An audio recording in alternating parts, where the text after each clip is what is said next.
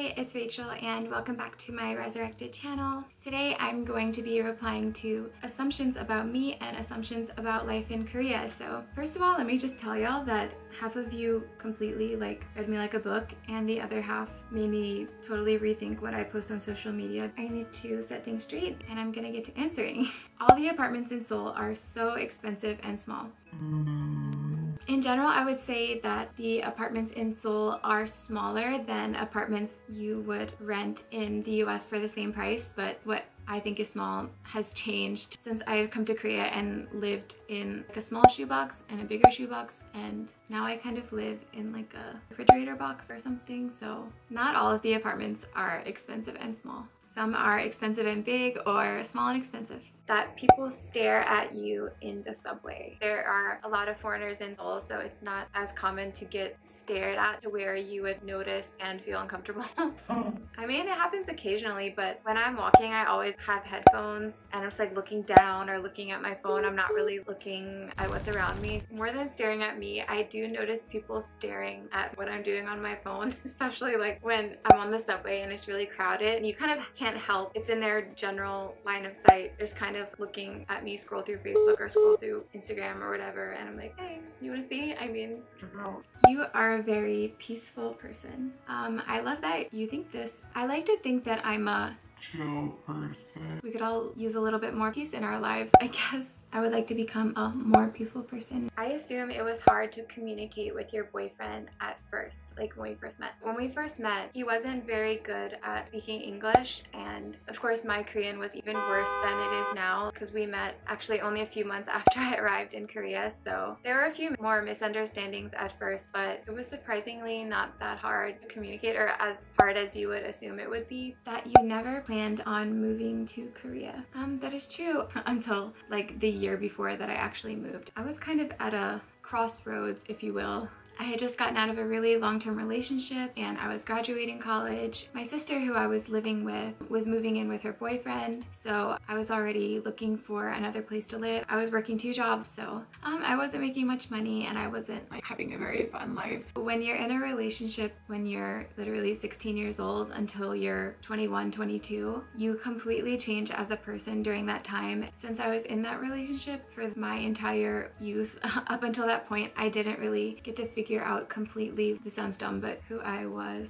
I wanted to kind of get away and I felt like this was kind of the perfect thing for me. It's been 5.5 years, so I guess I'm still figuring myself out. It is difficult to make friends and you mostly hang out with your boyfriend. So now that I've been here for quite a few years, I do have a really close group of girlfriends I really trust and I really feel comfortable around and that I do get to hang out with often. It depends on your personality. It can be difficult if you don't put yourself out there, but if you're already outgoing and talkative and eager to meet people, then you won't have any issues. That you feel super comfortable there and that you don't want to go back to the States. I think in Korea there's that extra bit of uncomfortableness that I feel here that I don't feel when I go back home to the States. Just making sure that I'm not misunderstanding someone or taking the wrong bus. I am comfortable in both places, but overall I would say I am more comfortable in the US. Obviously I lived there most of my life, so. There are societal pressures to look a certain way / to always look on par with the trends. This could be said for any country. Even in the US, there's always a societal pressure to look a certain way or dress a certain way. I guess in general, as a whole, Korean people tend to follow society and trends more than in the US. People here care quite a bit about their appearance. Not like people in the US don't, but going grocery shopping, it's rare that I see someone looking like a total hot mess. You could roll up to Walmart in slippers and your pajama pants and an oversized t-shirt and feel totally comfortable. You won't get as many people judging you. I guess in Korea, I find myself being more trendy, trend conscious because trendy things are more readily available than when I was living in Louisiana and the only place I could go for trendy stuff was a 30-minute drive to Forever 21. So yeah. Living in Seoul feels safer than living in an average sized city in America. I would say this is 100% true. Where I was living in the States in Louisiana, I wouldn't feel comfortable walking home by myself at 2, 3 a.m. Here, it's a totally normal thing to do. It's much safer than a lot of even smaller cities in the US. It's not like nothing bad could happen. I mean, if you're in the wrong place at the wrong time, obviously something bad could happen. Living in Seoul is fun, but it's nice to see more of Korea's countryside once in a while. I do miss areas with no people and farm animals where you can hear birds chirping and bees buzzing.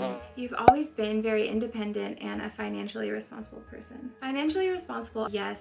Independent in different ways. Since I do have a twin sister, I wasn't used to being by myself ever until I came to Korea basically, so that was a little shocker to me to be totally by myself. So yeah, kind of.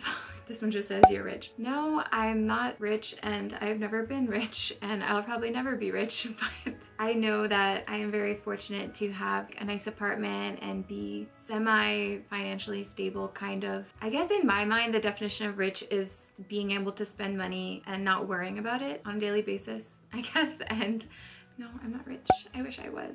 That you're Korean is perfect. I bet it is. I bet it isn't. No, I always say that I'm somewhere between good and bad.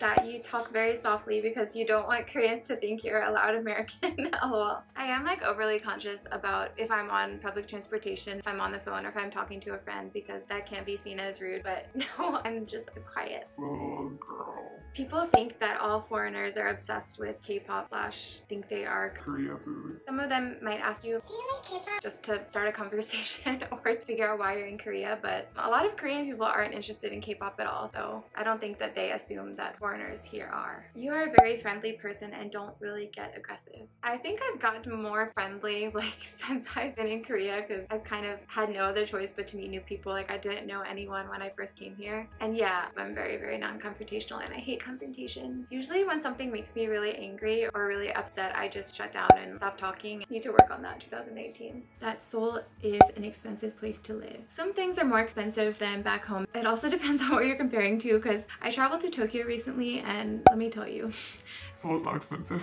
Korean food is really cheap here. Cosmetics, clothes, there are a lot of affordable options. When you go to the doctor, when you go to the dentist, like take my dog to the vet, all of that is significantly cheaper than in the US. How difficult or easy is it to be living in Korea for the first time? I feel like the hardest thing was getting used to my job. I was really trying my best to be a good teacher and make my apartment feel like home and make Korea feel like home, I guess. That was hard. And also, like I said, I have a twin, so it was really weird living by myself for the first time and being alone, especially on holidays. Like that first Christmas being completely alone was really hard. That Christmas by myself, I did go out shopping by myself, and I remember I went to Holly's Coffee in Ide and the barista wrote Merry Christmas on my cup and I cried. Like I cried. I was in my feels. I think for some people it's hard, but for other people it's not hard at all. You're quiet, but when you get drunk, you get super crazy and loud. Is it surprising that I'm quiet, but when I drink, I actually get more quiet? But yeah, I wish that I got super crazy and fun, but I just get like sleepy and sick. You didn't expect to live there as long as you have now. I guess I expected that I might stay more than 1 year, but I never expected 5 going on 6. That's just insane to me. Okay, I think this is getting quite long, so I think I have to end things here, but a lot of things y'all sent me were not even assumptions. They were just like topics you wanted me to talk about, so I'll save these for future videos. I hope that y'all enjoyed this.